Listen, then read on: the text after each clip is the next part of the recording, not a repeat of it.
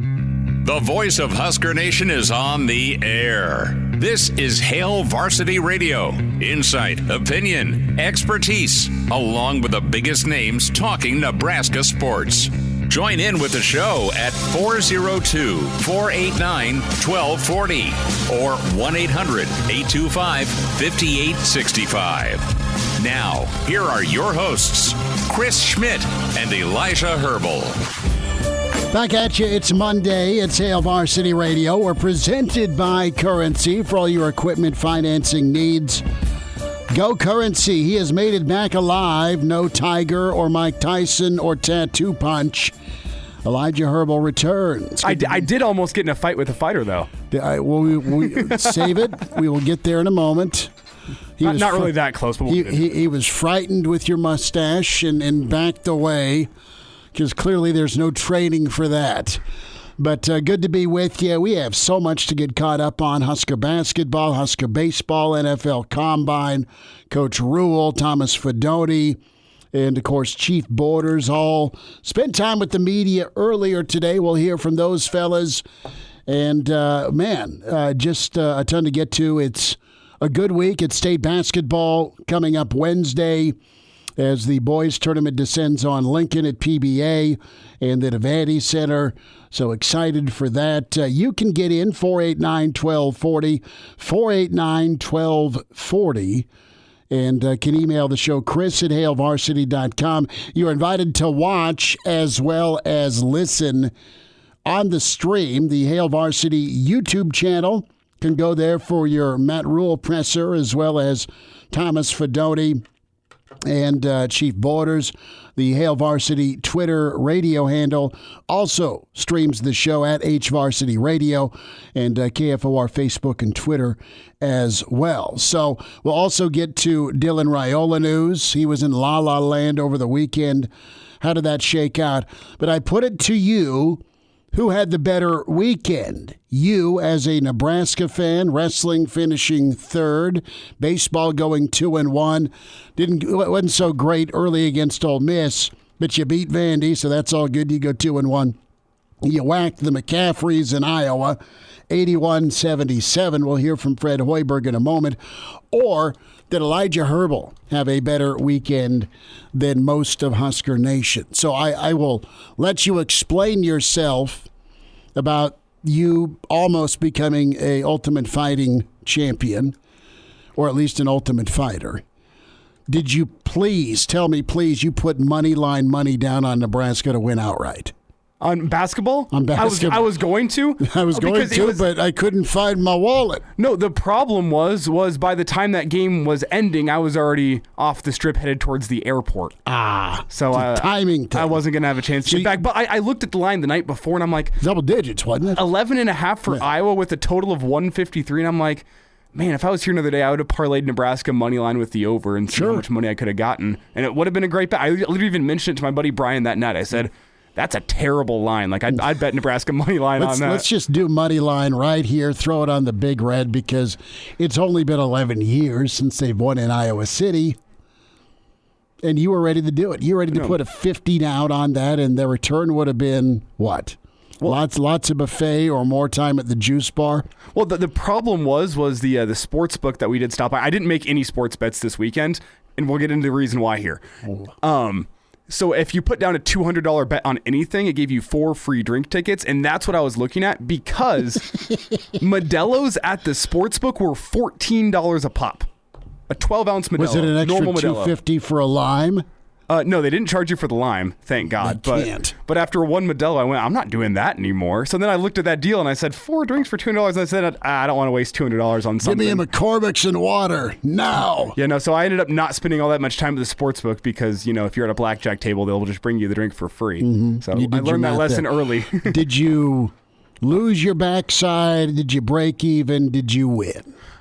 The weekend started great. Don't ask me about the rest of the weekend. Whenever I was playing... Common story, I hear. Like 2 blocks off this strip, there was $10 blackjack games. Okay. It's doing really, really well there. I even texted you about that on Friday night. I was doing really well out there. And then we moved back to the strip where the blackjack games were $50 minimums. And turns out the money that you made on the $10 games goes away pretty quickly on $50 games. I was sitting there thinking, man, I can make money 5 times as fast. And it turns out you can also lose it 5 times as fast. So a great Friday night. Saturday we had the UFC fights, and I briefly ran into both Jamal Murray, point guard for the Nuggets, saw him, said what up. He ran into you. Yes, he ran into me. And then I also got absolutely mean mugged by Daniel Cormier. For what? He was... Didn't like your mustache? We were trying to get back to our hotel, and we took the wrong route through. We ended up at the Uber pickup, so we had to turn around and go back through like the double doors into the casino. And who's walking out through the same doors that I'm trying to walk in? But Daniel Cormier. I didn't even recognize him for a second, but I was totally in his way. And I didn't even realize it was him because he's wearing like this low hoodie. I'm sure he's trying to walk through this casino, not get recognized on the night that his arch nemesis ended up winning the UFC heavyweight championship. Have a feeling he probably didn't want to talk to anybody and deal with people. And he looks up at me because I'm in his way, and I go, oh, that's Daniel Cormier right there. And he gives me the ultimate mean mug of like, shut up. Don't talk to me. Don't ask for anything. I'm going to hop in my Uber and get the hell out of here. Don't talk to me. He mean mugged me. And let me tell you what. Why does he not have an SUV or a limo waiting? Why is he having to Uber?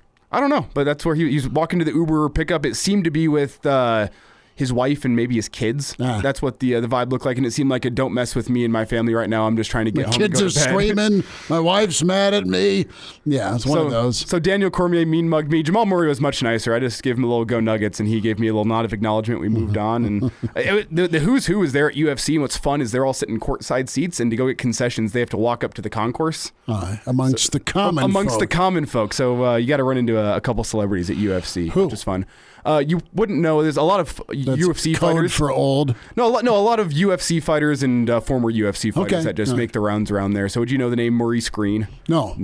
I like the name Maurice though. No, he was right next to me at the urinals in the bathroom. So did he pull a DJ Durkin and cozy up right next to you? No, we did not. There's 75 stalls in one of the McCormick Place in Big Ten Media Days before Durkin got whacked, and I'm at the end stall and. Here comes Durkin. There's 30 to pick from, and he cozies right up. Hey, how are you? Good, Coach. Thanks for stopping by Radio Row. Oh, wait a minute. You didn't. But no, I get you. But all in all, a very, very good weekend in Vegas for Elijah Herbel, and I won't be going back anytime soon, but maybe later in life. Good. Done. We'll make it happen. That'll be good. So Elijah made a strong case for a good weekend. Fred and Nebraska basketball making a loud case for, dare I say, a good season. 16-15, 9-10 in the Big Ten. What could have been if you play a second half against Michigan State? What could have been if you hang on against Purdue? I mean, this team, and Elijah, you said it before the show, dangerous with a capital D. Now, I'm still a little leery and weary of Minnesota, beating them a third time because of their length and their size and their athleticism. I know they're a 9-win team, but crazy things happen in the Big Ten tournament.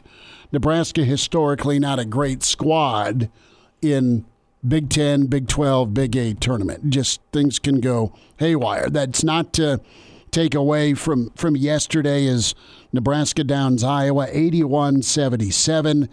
You had a boatload of guys in double figures. You had 18 bench points.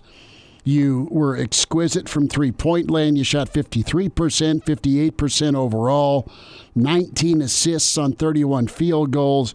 The only reason Iowa didn't get blown out, 51 points off of second chance, offensive rebound, or turnovers.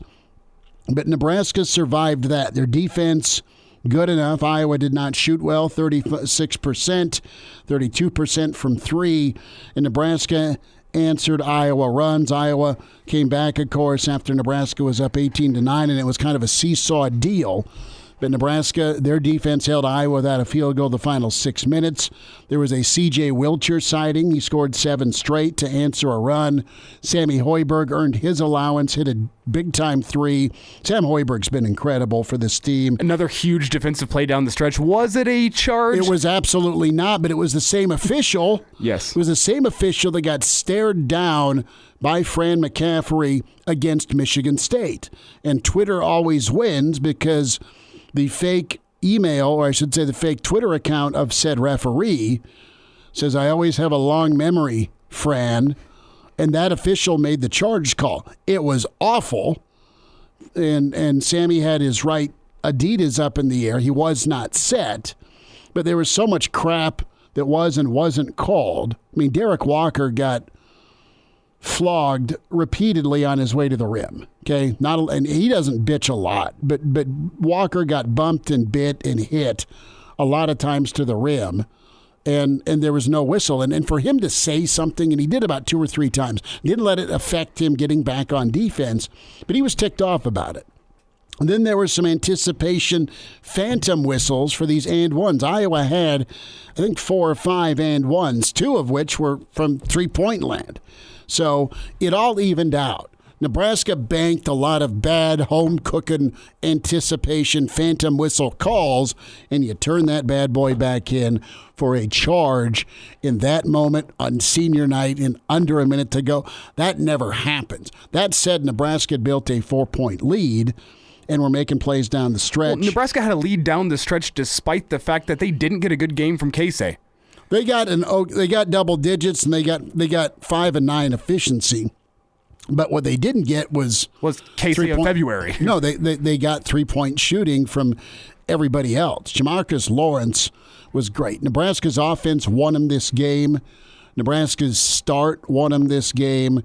And Nebraska's poise towards the end, staying focused despite, and it wasn't like the worst officiated game, but it's still on the road at Carver Hawkeye. You got to overcome. And Nebraska did that. Well, the bench, Breidenbach hit a 3 finally after taking him. But he was good getting to the rim, and Hoiberg, he had 18 bench points there. Damn near a triple-double from Derek Walker. I know, and it was, I don't want to say quiet, but it kind of was. He just kind of did his thing. And no, and then Sam Griesel. And the other thing, too, is you only had 2 combined points from Kisei and Sammy Griesel in the second half. That's it. So Nebraska got contributions from everybody. You're smiling about this basketball team, and they got a chance to continue to be dangerous in Chicago. Listen, you have a chance to beat Minnesota for a third time. You have a chance to beat Maryland, which I don't love that matchup, but you've done it. You've at least split with them. And then you've got Indiana looming. And let's be honest, you kept Iowa out of the double bye. You have a 3-game winning streak against Iowa, 2 in hoops and 1 in football. That's a win. You beat Creighton, you've beaten Wisconsin, you've swept Iowa. First time since Nebraska's joined the Big Ten that they've gone 3-0 against Iowa in football and basketball in a year. First time since you joined the Big Ten. So who would have thought? If you had said that 6 months ago, who would have thought that this would be the year? Well, how about 8 weeks ago? Even 8 weeks ago, sure. 8 weeks ago. Well, no. Thank God that Patrick McCaffrey for Iowa decided that he cared more about showing up the commentary booth than he did about going and winning a basketball game. Because he starts out the game on fire, says he's going to get 5, gets his 5, and from there on out, he's, I think, 1 of 4 from 3 from that point on. Like, there was a noted switch after he got those 5. So that's a win for Nebraska. That guy didn't seem to me like his priorities are in the right place whenever you care more about flashing 5 threes at the commentary booth because they told you couldn't do it. Didn't care about getting a win on senior night, though. Well, Murray was off, and Nebraska bothered him enough. You'll take it and run. Iowa, I would argue, had the best win in conference and the best win on the road. They just drilled Indiana by 23 on the road. Indiana's been incredible. And for Nebraska to go in and get the start they did and then hold on like they did is impressive. Let's hear from Fred real quick. His reaction yesterday, post-game presser with the win and a chance for Nebraska to keep playing beyond Chicago. You're now 16-15. Well, I didn't know if we'd get another rebound there for a while. Like, just throw it up. That was our best offense. Just get it up on the rim and then go fetch it and then kick it out for a 3. And, that first 5 minutes of the second half, they got everything. Finally, down the stretch, we made a little contact. It was almost like after talking about it at length going into this game of how good of an offensive rebounding team this is, we were almost surprised. We turned and they were right by us, and that's where they got all those second chance opportunities. And then the turnovers as well. Sorry, guys, I can't see anymore. 21 points off ours. How many? 21-10 points off ours. Yeah, that's, so 21. But, I guess to answer your question, Robin, to still find a way that just shows this team has a lot of resiliency to it. It's been the thing I've been most pleased with this last month of the season. And, whether we were down 17 to Wisconsin and, 8 to Maryland in the last 5 minutes and found a way to come back and get wins in overtime and, just keep our head up. And that's the one thing. First half, I thought we dropped them a little bit when Iowa went up 7, and we got the timeout and just regrouped, made a nice run and had a good response, I think, to cut it back to 2. And found a way to keep it close, at the half. So, just really proud of how our guys continue to go out there and play, and finally made some toughness plays down the stretch. That's it. It was maddening with every missed shot, and Iowa missed a lot of them the way they shot because of Nebraska's defense.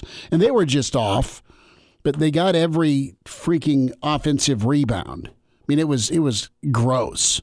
It was gross, and at the wrong time, they'd swing it. It'd be an offensive rebound that turns into a 3, and Nebraska always had an answer. Guys took turns hitting big shots, Elijah, and you just aren't used to seeing that, but you're seeing it a little bit more with this team. Their reward, have fun in Italy, right? They're going to take an international trip in July. Good for Fred, good for this crew to beat Iowa. Can they keep it going, and can some more March magic happen? You've had a lot of fun in February, got brought back to reality by Sparty, and then you go persevere in Iowa City. Jeff Smith, Hall of Fame coach, longtime Nebraska assistant. We'll talk prep hoops and Nebraska ball next.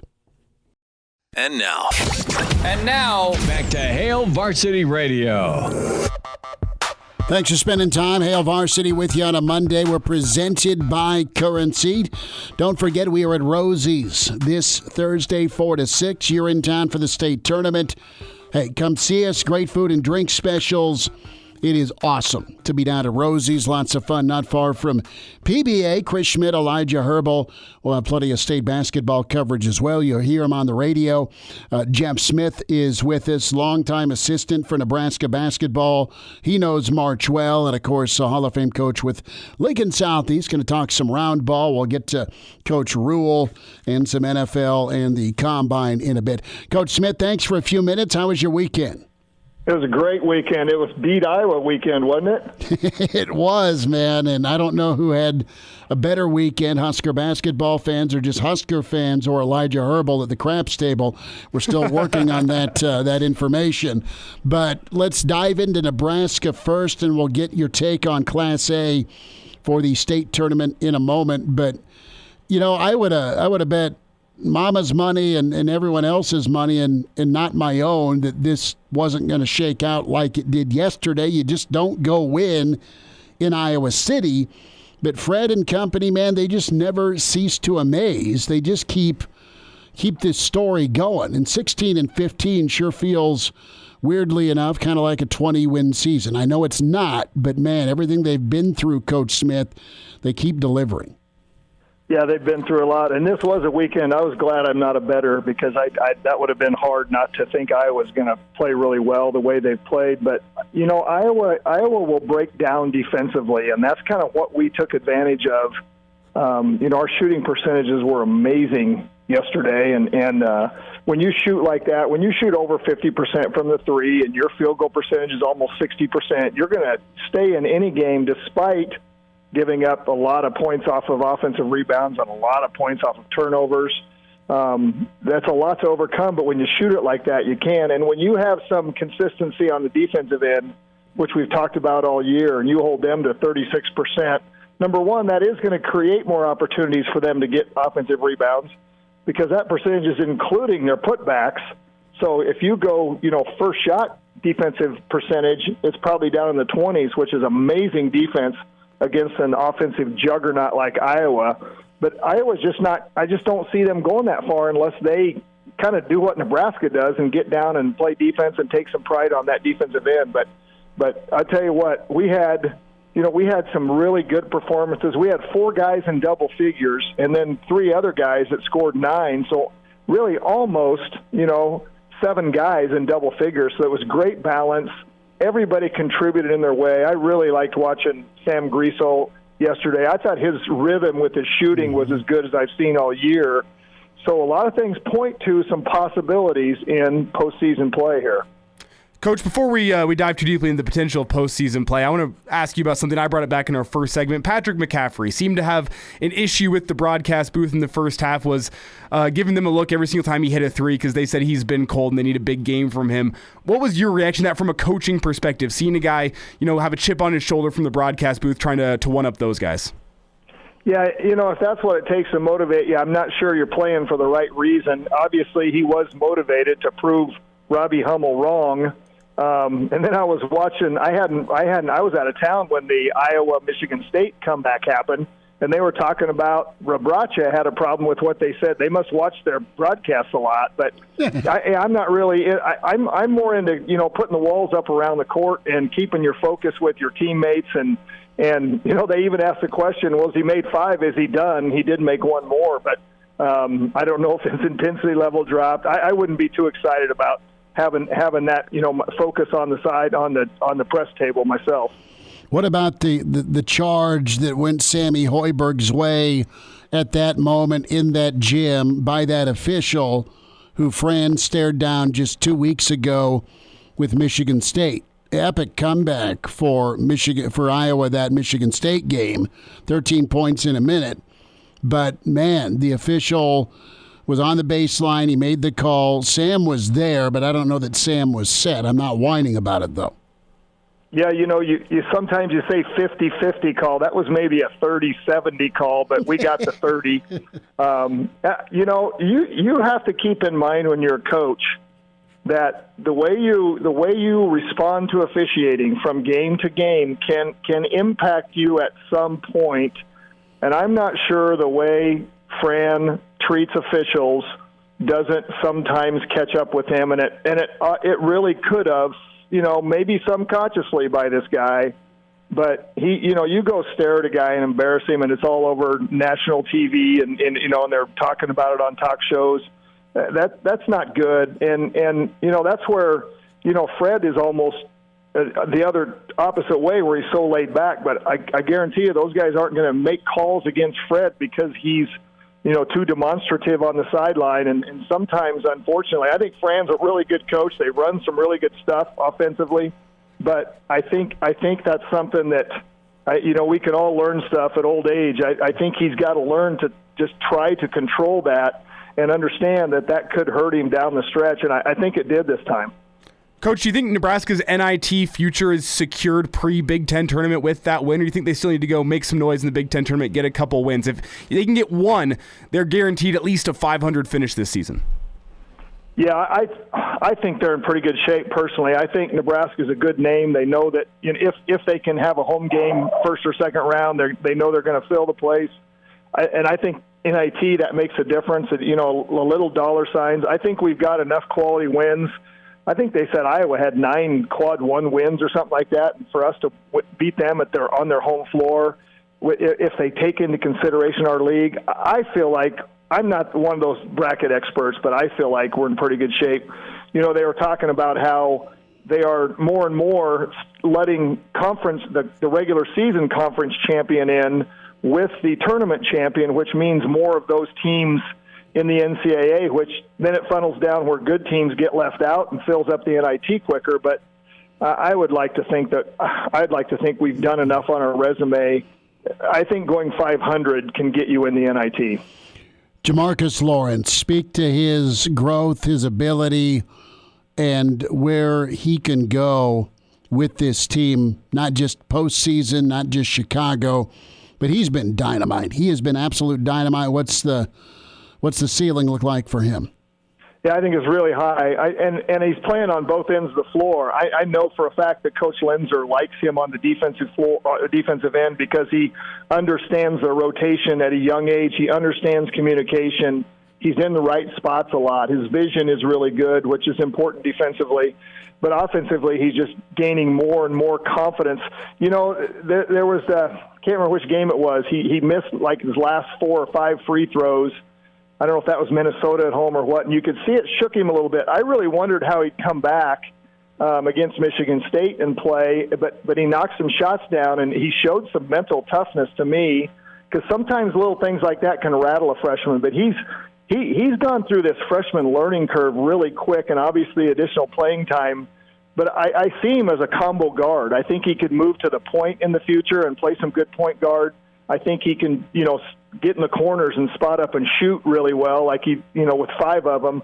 So I think he's got a really bright future. The thing you start worrying about is, a kid from back east. Let's make sure we keep him here because he's a really important cog of the future, and we need that consistency of freshmen coming in, going through that learning curve and not losing people, but keeping them here because he could be a future leader, a future, Big Ten, maybe all-conference guy someday if he stays with it from what he's shown with his growth. I love the kid. The other thing I love about him, I love guard speed with the ball, and he shows that at times. And I think he's a very complete player that's just grown by leaps and bounds and has a really, really high ceiling.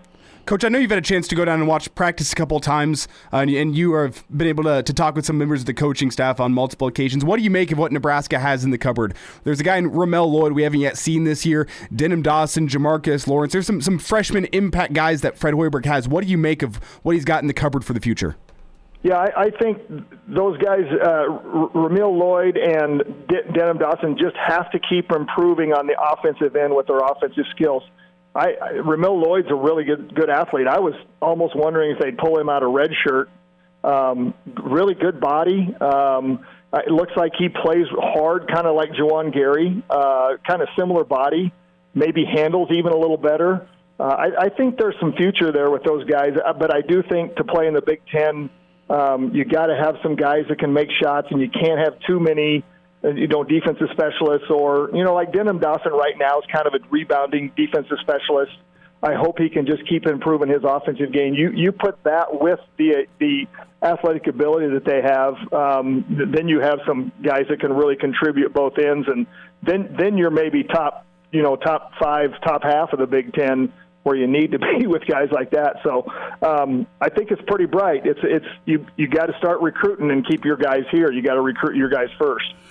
Coach, we're going to wrap this segment with basketball, and if you got a couple minutes on the other side, I want to spend time on the state tournament here next segment.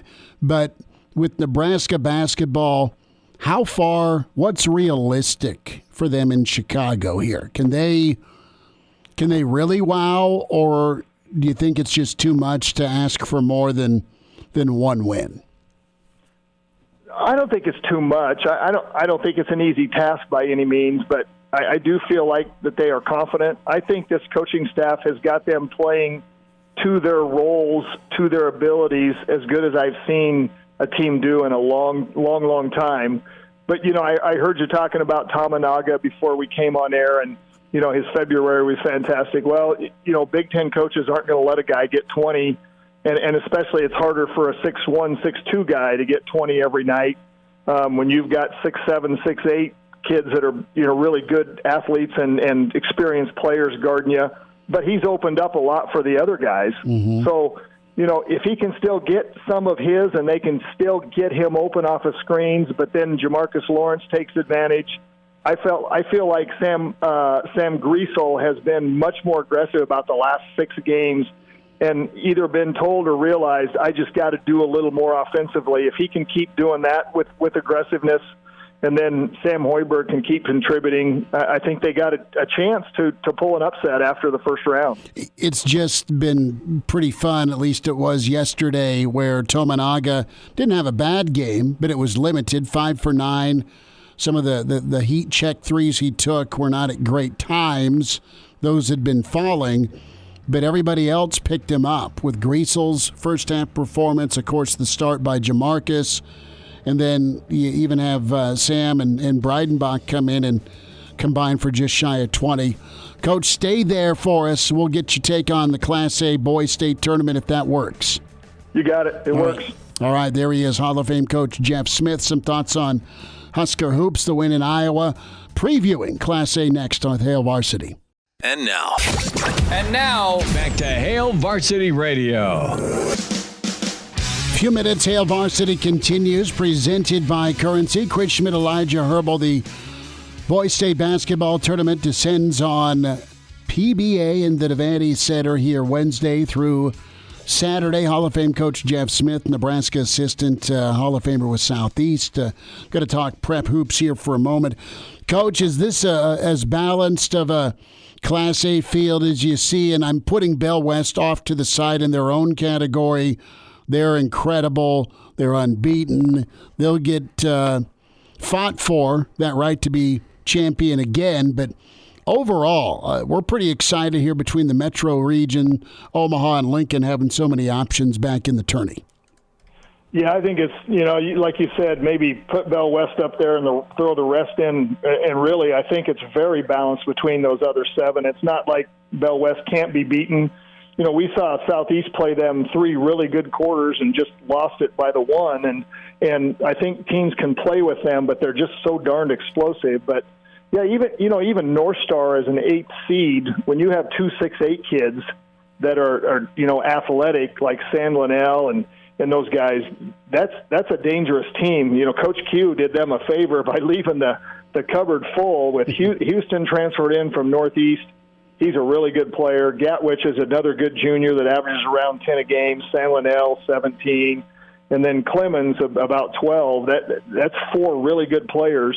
And I think they're a pretty good matchup with Bell West. It's a tall task, but you never know. And then, I think Southeast has actually a good draw with Gretna because of Southeast's length. I think they can cause Gretna some problems. Gretna's led by a couple juniors, Perkowski and Wilcoxon, really talented players, but they're 6'3"-ish, 6'2"-ish in Southeast with Bangat Dak is 6'8", and Schaefer and those guys, and Voss, I guess, is another 6'8" one. So I think that's a good matchup for Southeast, even though it's a 6-3 game. And then East-West side, East beat them once in the regular season. So, there's another possibility for Lincoln School to advance.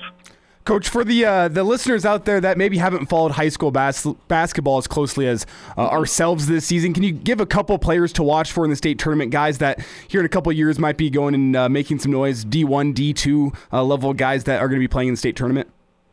Yeah, we know. Let's start with Bell West. I mean, we know that they have a lot of talent, and we know a lot about Dotzler because he signed with Creighton. But the Jackson kid, the other guard, is a really talented guard. I think is a for sure high Division I talent. I think he's somebody that people would really love to watch. And the McMorris kids, a little competitor with their team. I do think if they go watch North Star, Clemens and San Linnell are 6'8" athletes that San Linnell has a lot of inside-out skill. And I think he, and then along with Bangat Dak from Southeast, another 6'8" long athlete, I think Dak's like looking at a prep school. I wouldn't be surprised if the San Linnell would either to give him one more year of polish maybe of improvement before they, have a chance to go play Division I basketball. I think that's a possibility. I think for like Division II level kids, you look at East and you look at guys like Mick and Melissa and guys like that. And Division III, like Wesleyan, would just love to have kids like that. And Wade Voss for Southeast is already going to Wayne State. I really like that Pekorski kid from he's only a junior from Gretna. I think he's one to watch. And then Millard North still has talent. The one I really like, if people want to go watch a point guard, 6'3" point guard, is the Gaith kid.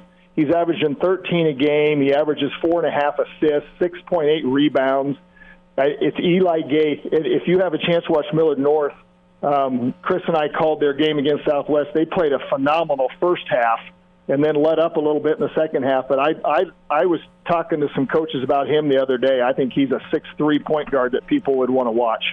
Coach, you have connections around the country from your college days, and you recruited in-state here just at a phenomenal level with Coach Nee to bring in the Pikowskis, the Chubbicks, the Stricks. I mean, those were awesome memories for a lot of us growing up with Nebraska kids or region kids leading Nebraska to the NCAA tournament.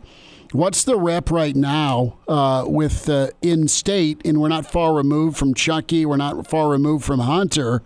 going to big-time spots, but the faucet's not been turned off at all in the state with some high-level guys.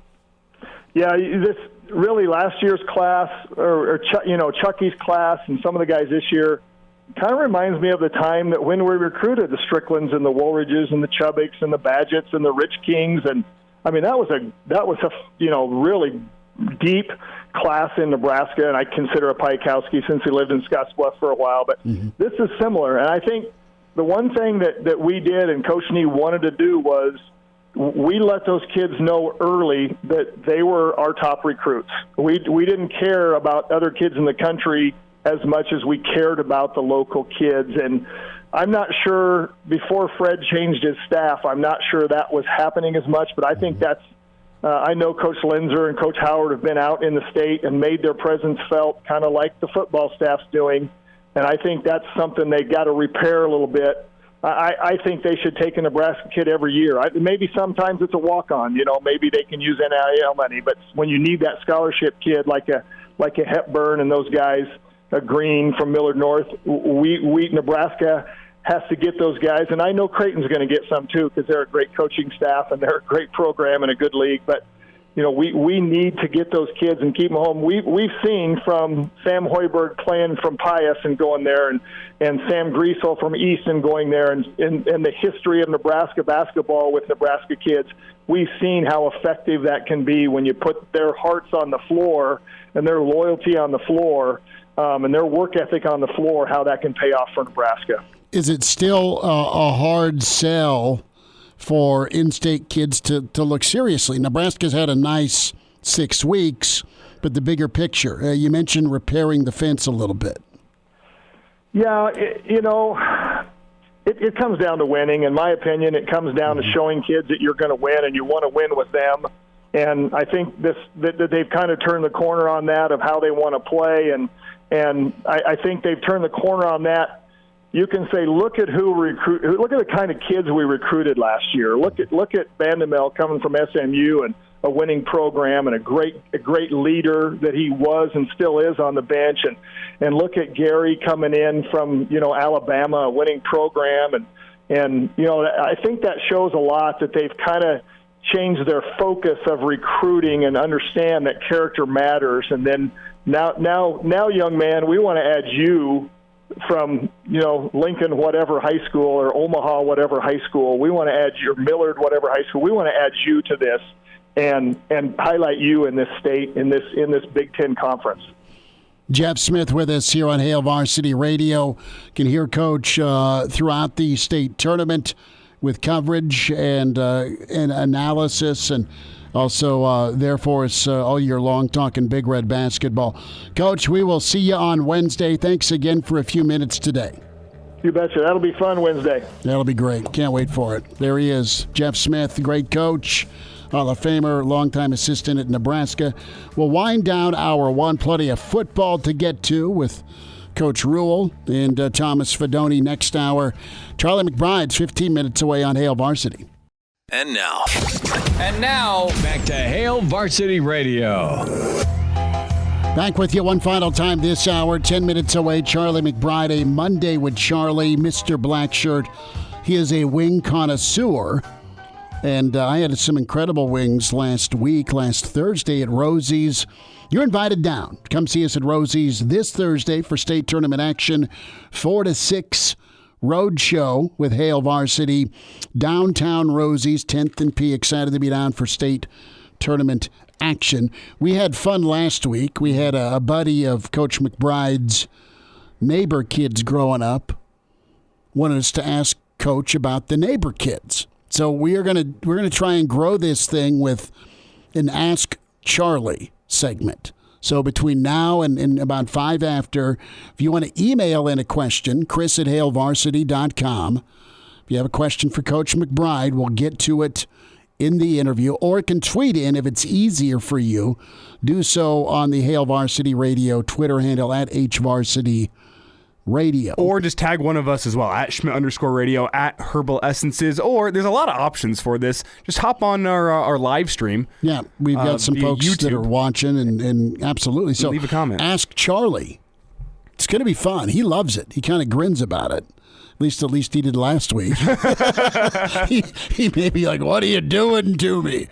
No, so we'll get there. Coach McBride, 10 minutes away. Room for you most of hour 2. Coach Rhule, Thomas Fidone, some chief boarders. We will get into the Iowa lawsuit. I know some folks are tweeting in about that reaction. And a reminder to buckle up. Use your seatbelt. It saves lives. It prevents injuries only if properly worn. Buckle up, a message from the Nebraska Department of Highway Safety Office. Did you crush the legendary casino buffet? Did you have good eats or did you concern yourself? We had good eats. Don't get me wrong. We had good eats. We hit a really, really good steakhouse after the UFC fights. It was called STK for steak. Everything in there was vastly overpriced, but it was absolutely delicious. Was it also a la carte? Kind of. So did you get your baked potato with steak, or did you have to order your side and then the butter was extra? The butter was extra. The side was extra. Guess how much a side of a baked potato was? $16. It's $20. Okay, $20 for a potato. Your appetizers are running in the $50 range. So Did you have shrimp cocktail at least? No, I just got myself a steak. I will take more water, sir. A steak with some bread and give me some water. What kind of steak did you get? I just a New York strip. Okay, good. New York strip and 75. Yes. Okay. Nailed that. Well, nailed that. Wow. Was it 12 ounce? I hope 16. 16. Okay, 16 ounce New York strip. Was it thick? Decent enough. Ordered it rare, which was delicious. Yeah, absolutely. We had some steaks over the weekend. Jay Bird got his grill fired up. Mm-hmm. We cordially invited ourselves over Saturday afternoon to grill at night, and he had a side of beef. He got.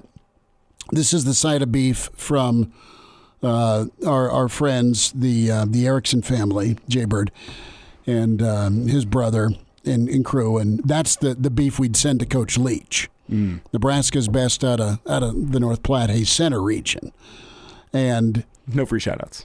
Well, I'm not. No, it was incredible because I had some of it Saturday. I brought mine from the store. They're like, well, we got this. They whiskey soaked it. No, excuse me. They bourbon soaked it. Oh, yeah. They bourbon soaked it, and they did it like a place in Omaha, no free shout-outs, that I'm trying to mimic. Mm-hmm. And it was incredible. And I'm praying in an hour I beat Junior home from practice where I can take the leftovers down. But it was great. It was fantastic. All right, hour 2. Hail Varsity continues. Coach McBride on the way. The voice of Husker Nation is on the air. This is Hail Varsity Radio. Insight, opinion, expertise, along with the biggest names talking Nebraska sports. Join in with the show at 402-489-1240 or 1-800-825-5865. Now, here are your hosts, Chris Schmidt and Elijah Herbel. Back with you, it's hour 2. It's Hail Varsity Radio. We're presented by Currency for all your equipment financing needs. Go Currency. We got a few questions in here for the Ask Charlie segment. We'll get there. He's still in beautiful Arizona. We say hi to Coach McBride on Monday with Charlie. Coach, how was the weekend? How's the weather? How you doing? It's good. I'm gonna go this weekend and see some of the kids that I coached on way back when I was here at Arizona State. So we're gonna get together and find out what's going on with them. Is it true that you've been called into action to go talk to the Riola family? No, I stay away from that stuff. Although because of my relationship probably with his father, I could do it. I could go over there and and spend some time. That would be questionable though. If you have a long-standing relationship with somebody, or it's a relative or something like that, then you're allowed to do that. At least you were then. I don't know. Mm-hmm. Now they may change, but that's pretty much the way it is. And, I've been away from it long enough where whatever I would say probably would be questionable, too. Charlie McBride's with us, a Monday with Charlie. Coach, you mentioned you you were at Arizona State, you were at Wisconsin, you worked with Woody Hayes, Frank Kush, Coach Osborne. Tell me a little bit about the Woody Hayes, Frank Kush personality, working for those guys. How teed up they got. Well, they both are kind of the same a little bit, and Woody probably was a little more physical. Frank was a pretty good actor. I mean, he would give you the impression of that he might whack you, but he never did. The only time I've ever seen him, put his hands on anybody, and actually it was at night. He would have the quarterbacks and receivers it's just like 7-on-7, and they'd work on the passing game in the lights, and we would have practice, all of us during the afternoon.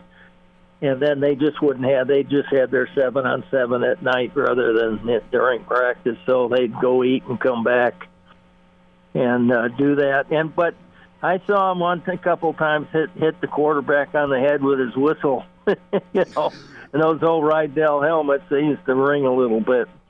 So, but that's about it. And Woody was a little more physical, I think, with the players. I mean, he may grab a hold of them and stuff like that. But other than that, I mean, he demanded respect, and he got it. And same thing with Coach Kush. A lot of times, some of the players that I know didn't like him because he was so tough on them. I mean, he was tough to deal with. On the field and during practice, I mean, but when it came right down to it, all the things that he was always behind the kids, and they knew it. And you can't find one kid now that doesn't think the world of him. Of course, he's passed on now, sure. But the guys that played for him really like him. Charlie McBride's Woody's the same way. Yeah, Woody's the exact same way. Charlie McBride's with us here, Hail Varsity Radio. Coach, it was pretty interesting to hear from Matt Rhule today. Coach Rhule talked about winter conditioning, and there's just a method with him, and I thought he set it up really well, where it came from the kids. It was peer-to-peer with the teams that were set up, the competition that was required every day, and it wasn't just teamwork where you're doing tug of war or there's some sort of race. I mean, there was football concepts clearly involved, but also he emphasized the community service, the outreach, the accountability part, and I think it all pretty well stacked on one another. And some guys who may be best friends with their roommates said, dude, you're never on time. Just as an example, I can't take you on my team. I want to win this thing. So it was pretty fascinating to hear. How did you guys handle the accountability part of making sure guys were where they were supposed to be when it wasn't practice time? Well, each guy does it different. We really didn't have a problem of kids being late, or I don't ever remember that even coming up. I know that Kenny Walker one time, his alarm, being deaf, it was a little different deal, and I had a thing where if it was it cost you a penny a minute, a second, if you're late, and I think Kenny owed me about $37. Jeez.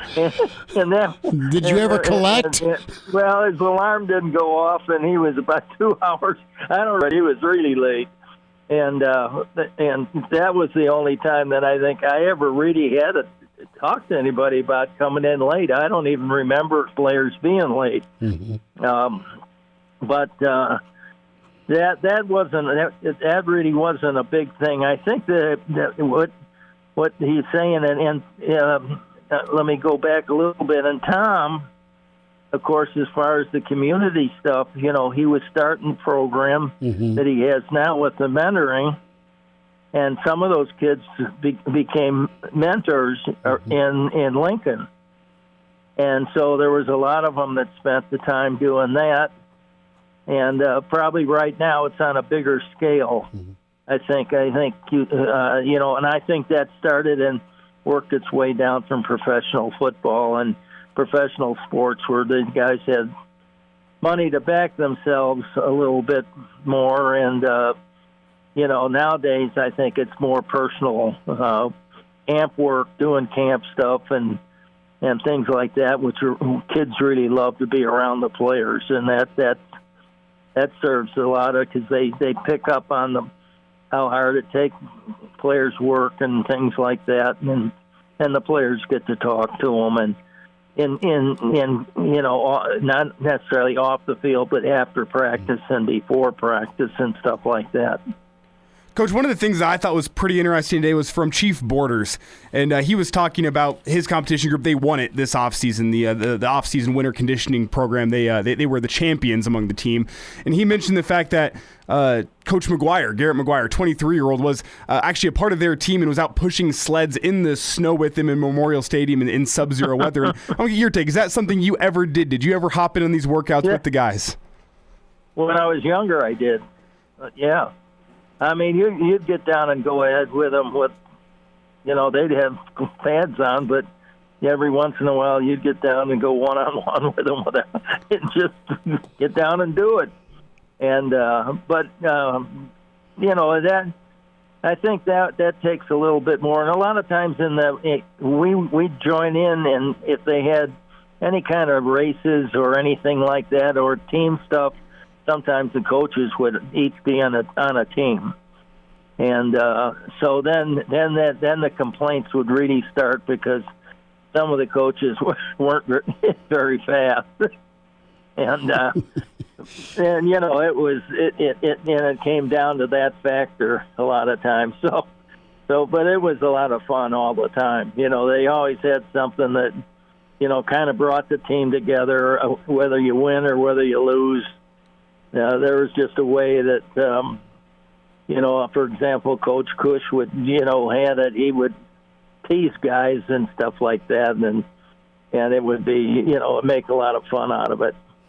Coach, I want to get your take as defensive coordinator, teaching the other coaches when you change a defense, and that's where Nebraska's at right now with Coach White in this 3-3-5 defense. The other coaches are getting on the same page.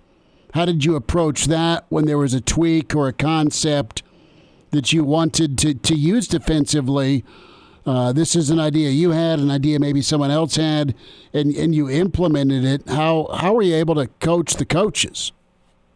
Well, that actually isn't as hard as you'd think, because we spent a lot of time before practice in the summer and things like that. Each coach got up and talked about his position and how he was going to coach it. And so everybody knew what that coach was doing. And they don't have that, maybe with the recruiting going the way they did. They probably don't have that quite as much. So they're going to have to be careful. Be sure everybody knows they're all on the same page when they practice. Mm-hmm. And it may be a little slower than you'd like it because of when they came in, but I think the main part of the defense would get in. And one of the things we did was we taught them some of the schemes and actually didn't actually run them in a scrimmage, just so that they were aware that we have that and we're going to work on it in the fall. I mean, that's something that we want them to be aware of, rather than throw it all at them at once in the fall. So all that stuff's been worked out. All the practices have already been made out, and they may be a little bit of change in some of them, but that may be because of maybe an injury or something like that. But they're minor that way. So we were pre-planned at this it wasn't the day of practice we decided what we were going to do. Mm-hmm. We already had it all written up, and you know, it just went time to time. Now, when we worked with the freshmen individually, that was something that we had. It was kind of a basic thing of teamwork, and because we had the freshmen in our group works, so it was more of a teamwork thing and teaching them the plays, teaching them that kind of thing. When we had them alone, like we'd have them come out a little later, and we'd send them in a little later. Mm-hmm. You know, we'd keep them out after practice for a half an hour or so and run plays and put defenses in and things like that. Charlie McBride's with us, Hail Varsity Radio on Monday with Charlie. Coach, we had so much fun talking about the swimming pool last week. We're going to do another rendition of Ask Charlie.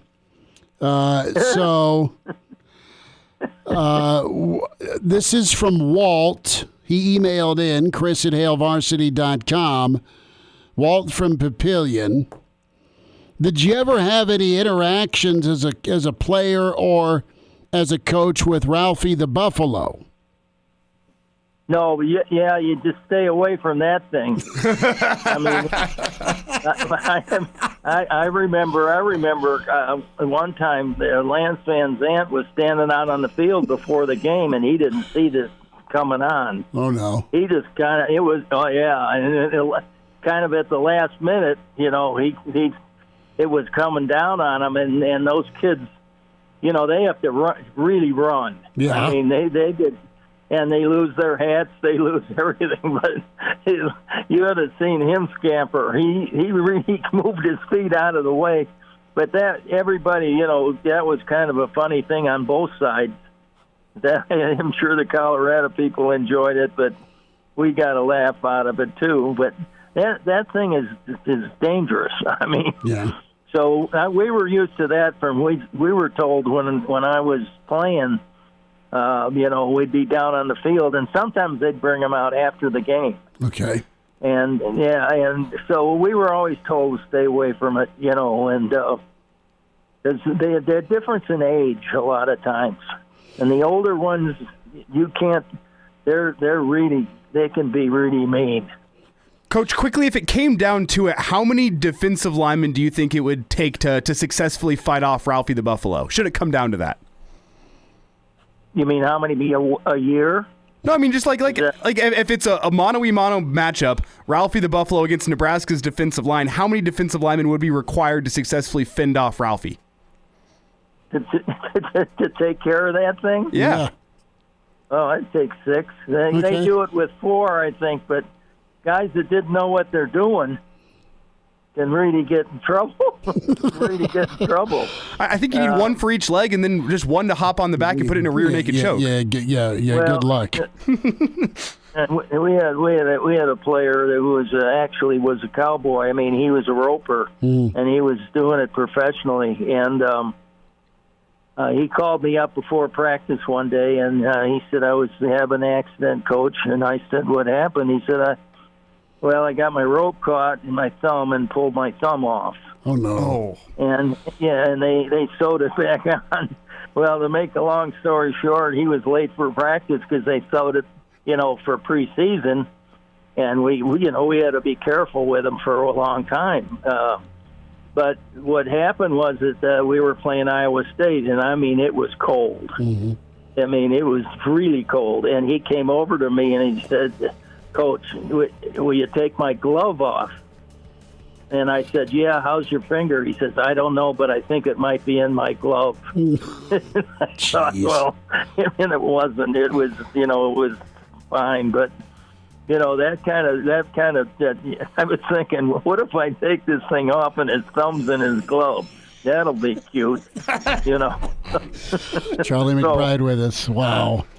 Coach, we'll continue on next Monday and enjoy the sunshine of Arizona. I'll do it. All right. Thanks so much. I'll do it. Okay. Dan, thanks for having me. I'll talk to you next week. And now, back to Hail Varsity Radio. Big thanks to Charlie McBride. We will continue on with this Ask Charlie part of the segment next week. That's an acknowledgement to your email, Kevin, your input, Charles, and our friends at Go Big Redcast, Hurrdat podcast you got to tune into. We will bank these and have some more. We'll do more than one, but Walton and Papio with the Ralphie question, I thought, with all the Colorado and Nebraska buzz, we better go there. And I didn't know Coach McBride had a roper lose his thumb when he was practicing roping, and maybe the thumb stayed in the glove during a cold day in Ames. There's not such thing as a warm day in Ames during football season. But gotta love the Ask Charlie segment. You stay away from Ralphie. There's that iconic picture of T.O. where Ralphie's running right at T.O. T.O.'s staring him down saying, you get your ass to the sideline or else. And old Ralphie's tranked out of her mind. I will say, with Ralphie, though, to give Colorado some credit, that's one of the cooler live mascots in college athletics, Ralphie. Ralphie's up there with Bevo. I think Ugga the dog's a little stupid, to be honest with you. There's nothing scary about a little bulldog, in my opinion. Did you see what happened on the sideline? With Bevo? No, with Ugga. No. Ugga went chopper and narrowly missed on an A&M player. Oh, I do remember that. Right, yeah, a few years back. Remember that. Yeah. So don't tell me it's like not dangerous. Bulldogs usually are just sweet and lovable and don't move a whole lot. But Brennan never roped, but I participated in mutton busting. Is that lambs? Yes. Okay. Well, is it sheep or is it lambs? I don't know. I don't know. The city slicker in me is coming out here. A lot of Schmidts aren't around sheep. We'll just leave it at that. The extent of my knowledge of sheep is season 1 of Clarkson's Farm, if you've seen that on Amazon Prime. I have not. They look like hell. It's not like a fun time raising sheep.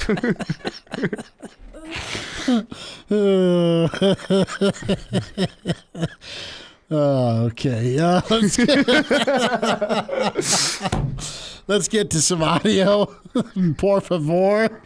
Coach Rhule. Here we go. Coach Rhule. So, Matt Rhule spoke to the media a little earlier. What did he learn? What did he want to get done?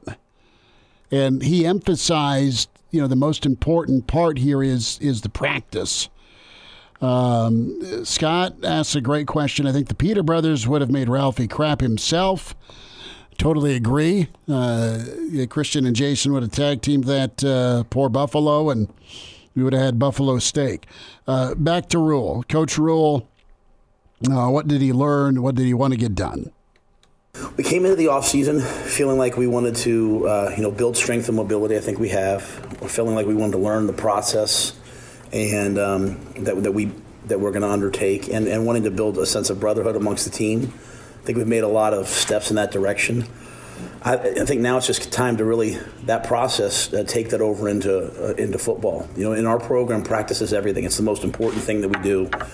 And, whereas people focus on the results, we try to focus on things we can control, which is the way that we practice, the attention to detail. And what I'm finding with this team is they're highly, highly, highly competitive. But sometimes the small details, as do with most 18 to 22-year-olds, they get away from us a little bit. So can we take our sense of competitiveness, our toughness? This is a tough group. Can we take that competitiveness and that toughness and carry it over onto the football field and also add in precision and detail? If we can be really competitive and tough but also detailed and precise, we have a chance. And so I'm anxious to start that process on the football field with the guys. And then I think it's just for each, our job is to help each player find a way to get on the field and be in the right position. So try to teach those guys as best we can. There's different elements of what he wants in a football team that hasn't been his full strength or, quite frankly, has just been missing during different eras. And maybe toughness was a question mark with some of the Riley teams. Maybe just the details from the head coach on down during the Frost era. It's not that Frost doesn't know football or doesn't see talent, or hasn't picked out a guy like Cam Jurgens to develop. I mean, there's examples, but from a detail standpoint, it was a lot of little things that kept unraveling for Nebraska. It's a lot of little things that became big things. Sure. And I think he's on point. Coach Rhule is with, all right, got to be strong, got to be tough, but got to be detailed. And he's not throwing the kids under the bus. He's like, look, 18 to 22-year-olds, this is my decoding. You give them an inch, they'll take a mile. Some are going to show up 15 minutes early, Amir Abdullah example. Some will show up 15 minutes late because they can until you call them on it, and you just say that isn't allowed. Just a little thing like being on time. More from Coach Rhule. He was asked who stood out, and he didn't really specify anybody, but he talked about the group as a whole. I'm not here to isolate any one guy or any per group. There's a select group of guys that have really, really been good. They've earned the most black jerseys throughout the offseason. Two of those guys, Thomas Fidone and Chief Borders, I've asked to come talk today. I wouldn't say that they're the best, but we had an off-season competition that we do. Thomas was the captain of that team, and in probably 6-7 years of doing this, one of the best captains I've ever seen in terms of willing his team to victory. And then Chief, as a new player, I think he was the leading point getter. He and Teddy were tied, and so I elected those guys to come, but I couldn't say. I'd actually flip it. There's not very many guys that I'm not happy with. I think a lot of guys have paid a significant price this offseason. I just have to get to the football now and see who can actually do it on the football field too. But I thought the offseason was really good in terms of the holistic group. So again, building process, more steps, more input here in the stream. Can watch the show, the Hail Varsity YouTube channel, or the Hail Varsity Twitter handle at HVarsity Radio. Scott reminding folks, I don't know if I've said this or not, but Scott's like, look, I had a buddy who used to team rope for money, and two of his buddies have a missing thumb. Back to you're absolutely grossed out by the thought of someone losing their thumb. It's less the thought of somebody losing the thumb. It's more like the amount of force that is required to rip somebody's pull thumb out of their clean knuckle. off. Like, ugh. That's I guess it's not. The thought of seeing somebody without a thumb, like, okay, that's not that bad. But the thought of it happening to my own thumb, like how hard it'd have to get pulled. Like I've dislocated a pinky before. Sure, you played O-line. Didn't feel great, but like the thought of getting a finger completely just torn off, that's like some Saw stuff. Yeah. I mean, that's medieval torture. Yeah. Brennan lets us know that, it's sheep, and you just grab onto the wool and see how long you can stay on. See, now that kind of reminds me of the Odyssey, the classic tale by Homer. By Homer. Where they're hiding from the Cyclopses. You just hold on to the wool, hang underneath for as long as you can so the Cyclops can't see you. No, sure. Is that... The history minor in me is coming out now, I guess. And the Greek fandom. Back to football. More from Rhule on accountability in that part of this winter conditioning. These guys are really, really competitive. So, I think if you talk to the other athletes on campus, I think we had I showed up to a tennis match. I think we had 30 football players at a tennis match. So that's sort of hey, we can do things to earn points. Sometimes some guys can be too cool for school. These guys weren't. They wanted to do this, and I did a similar thing. And Christian McCaffrey was fight, scratch, and clawing to win. So it's good players like to win. I've just learned that over the years, and so. These guys, but I think it's guys like Thomas, they Fidone. It's guys like Chief and all those guys. They really drove this thing, and we had to replace a captain or two because they weren't quite doing everything right. This was good for our team to realize that when who you say you are is the same as who you actually are, what you actually do. You're living a pretty good life, and when you're not, it gets exposed. So it's been fun, but it was pretty quick, to be quite honest. That's pretty fascinating where you get defrocked as a captain, and are you putting an act on, or are you a real one? More from Coach Rhule and the topic of leadership, specifically vocal leaders versus those that just kind of grind every day. Yeah, I'm really careful, about the vocal thing. What we don't need is a bunch of spokespeople, right? I watched the highlight tape from last year. We put it together, so no knock on anyone else. Our guys put it together. It's all people giving speeches in the locker room. if you got to give a speech in the locker room, it usually means you're getting your tail beat. You know what I mean? So, like, to me, leadership is like who's the first guy in the building, the last guy to leave, who does everything right. I said I wasn't going to signal people out, but I will say, like, who's a great leader in his own way is like Brian Buschini, probably the toughest specialist. And I'll get some text messages from some guy. Brandon McManus is probably going to call me here in an hour after saying this, but one of the toughest specialists I've ever seen. And so when you have guys like that competing at a really high level, it just drives everyone around them. And so, I think we have some good guys. But Fidone, he just wants to win. And so, like the last week, you had to get all your teammates if you got all your teammates to a match and took a picture, you got double points. And trying to get 10 other college students to show up at something at the same time is hard, right? And it seems, what does that mean?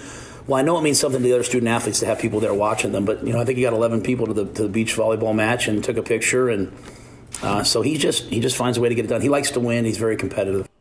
Well, and I guess that kind of gets back to his recovery from injury, and it makes sense because it was discussed.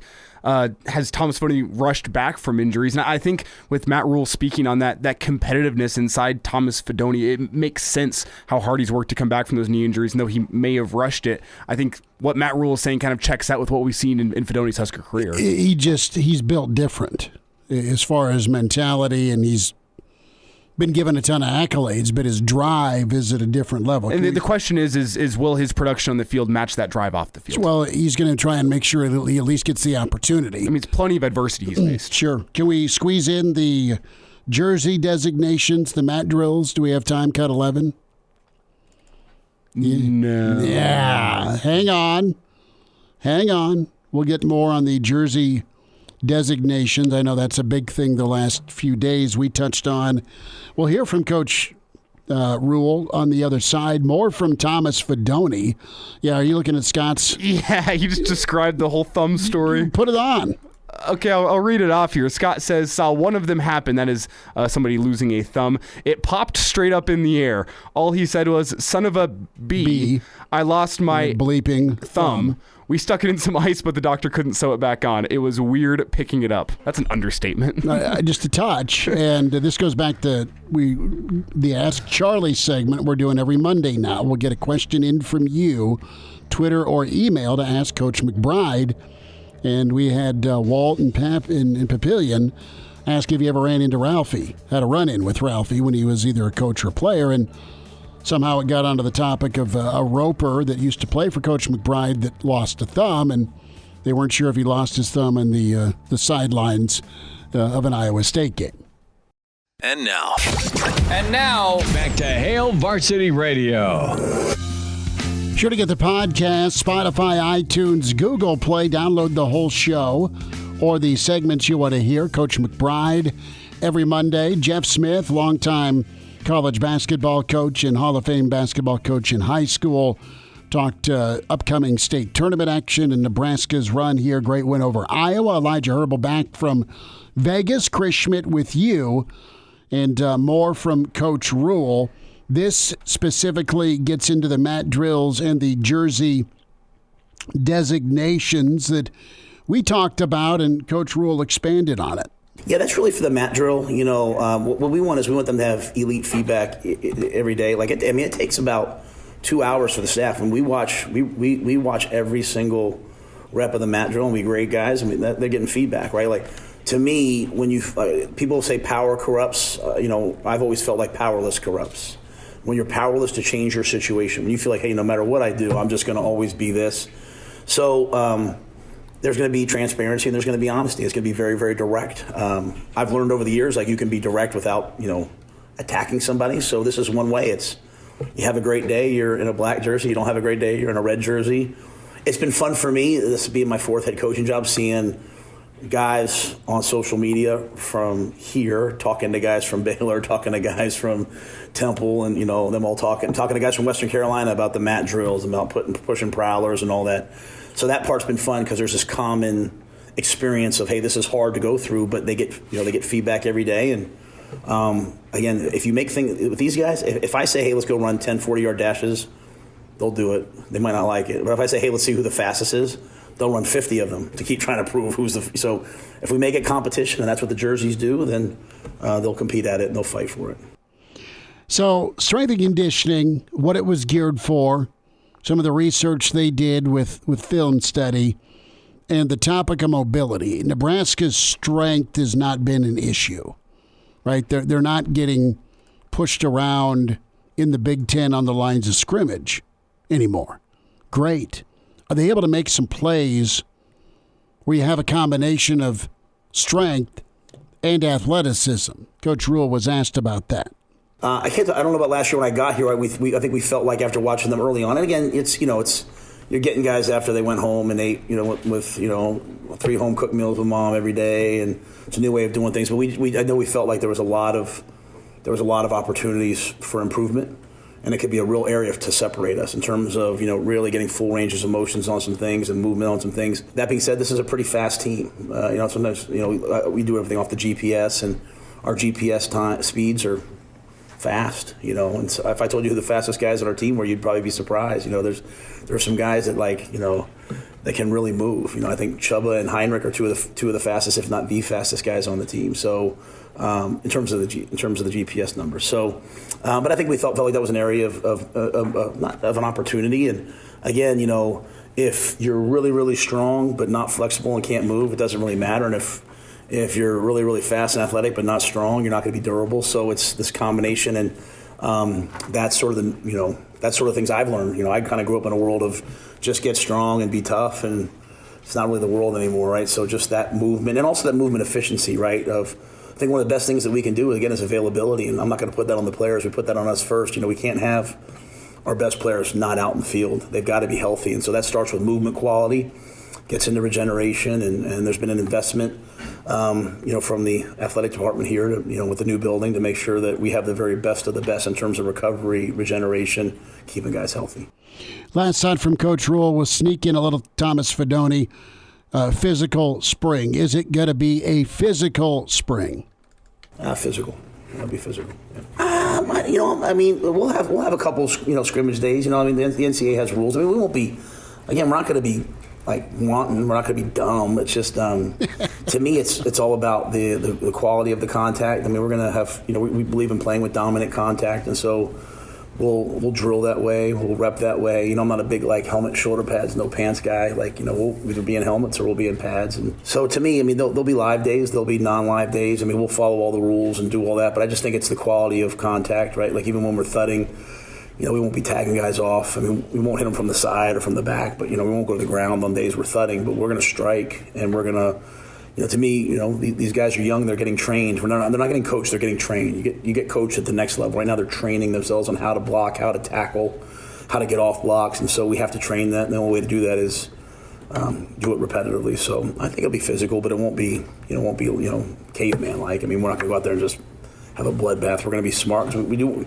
The greatest gift I can give our players is health, and so I want to keep them healthy, but I also want to turn them into the best player they can be.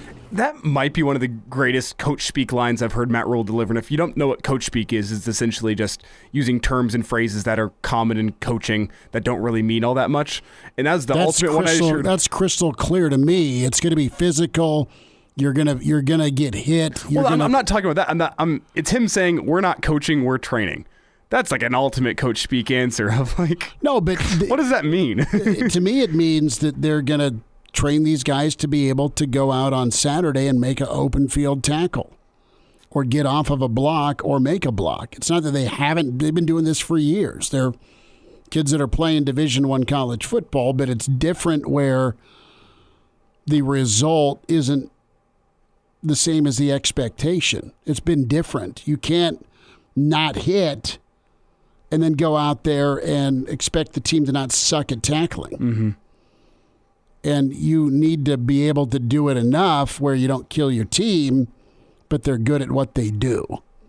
Jojo Doman's a guy that is a great open field tackler. Mike Brown was a great open field tackler. Grant Wisdom and Jason Peter were great at getting off blocks and going and finding a ball carrier. We go down the list of the guys that you watched growing up, and they're just dude, they're different. Well, they busted their tail at it. They were made ready through training. So coaching. Coaching. Sorry. Well, no, he says training. I just heard that. I just thought it was funny because I go, what? like, I understand there's a slight difference between training and coaching. I just think it's weird to make that a big sticking point. We're not coaching these guys. We're training these guys. So can we sneak in some Fidone here about the staff's approach to winter conditioning? Sure. All right, let's do that. And then Fidone opens up a little bit on his recovery and recovery time from the last step. But we'll start with this winter conditioning. I thought it was awesome for a few reasons. One is, you got to earn the respect of the coaches. Everyone can talk and everyone can say how great they are and why they're a leader, but really the true leaders will emerge from these competitions and from the work that they're having us do, because it was not easy. I tell you that right now. There were some times when I was second guessing myself. Like, it was tough. Sometimes I wouldn't see nothing but white. It was pretty crazy, but it was extremely fun. I loved it. Loved competing, and I thought it was a great way for the coaches to kind of see, who's who, and who's really like the line in the room. Let's hear from Fidone on his situation last year, cut 8, and why he didn't play. Oh yeah, I was full. I could have played last year.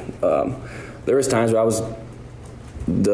they wanted me to play, and I was getting kind of yelled down the sideline for not being able to play last year because I couldn't. I wasn't, medically released, which is probably the best decision in the long run.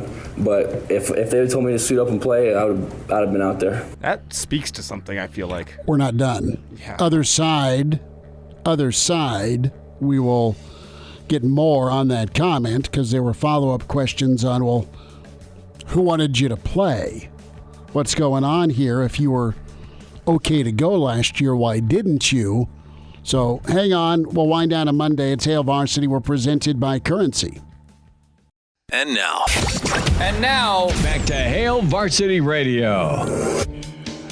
Back with you one final time. Hail Varsity presented by Currency. For all your equipment financing needs, go Currency. Come see us, Rosie's downtown, 10th and P, Thursday to celebrate state basketball. We're there 4 to 6. Schmidt, Elijah Herbel. Good stuff from Charlie McBride and Jeff Smith. Longtime basketball aficionado. Great coach at Southeast and, of course, Nebraska basketball.